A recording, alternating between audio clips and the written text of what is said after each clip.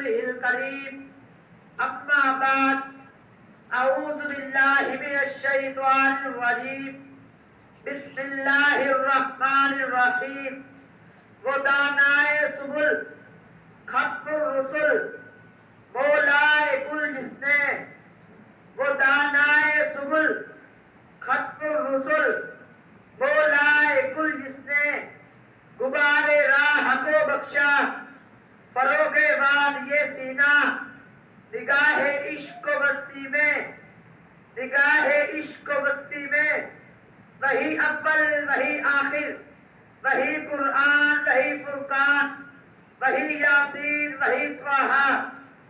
جناب صدر یقین مانیے جب مجھے یہ موضوع ملا دل خل اٹھا دماغ سوچوں کا مرکز بنا اور جسم کا رواں رواں تازہ لہو کی طرح تھک گیا کہ مجھے آج سیرت النبی صلی اللہ علیہ وسلم پر کچھ کہنا ہے۔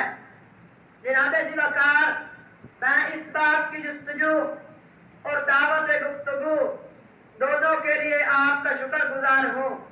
جناب صدر حضرت محمد صلی اللہ علیہ وسلم ایک ایسی ہستی ہے جن کے احسانات کو گننے لگو تو شمار ہی نہ کر پاؤ۔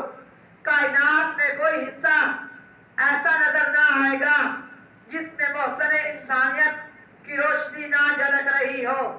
شمس و قمر اور تھے انگنت تارے آسماں میں، شمس و قمر اور تھے انگنت تارے آسماں میں، پر چراغ احمد جلا تو روشنی ہوئی جہاں میں۔ جناب صدر جب میں سیرت النبی صلی اللہ علیہ وسلم کا ذکر کرتا ہوں تو مجھے طائف کی وادی میں پتھر کھانے والے محمد صلی اللہ علیہ وسلم ہدایت و خیریت کی دعائیں دیتے نظر آتے ہیں۔ جب میں سیرت النبی صلی اللہ علیہ وسلم کے موضوع پر بات کرنے لگتا ہوں تو مجھے مکہ میں آپ باقی کا اعلان کرنے والے محمد صلی اللہ علیہ وسلم ہدایت و خیریت کی دعائیں دیتے نظر آتے ہیں۔ جب میں سیرت النبی صلی اللہ علیہ وسلم کی بات کرتا ہوں تو مجھے آقا کا لال بھوک اور پیاس کو برداشت کرتے نظر آتے ہیں۔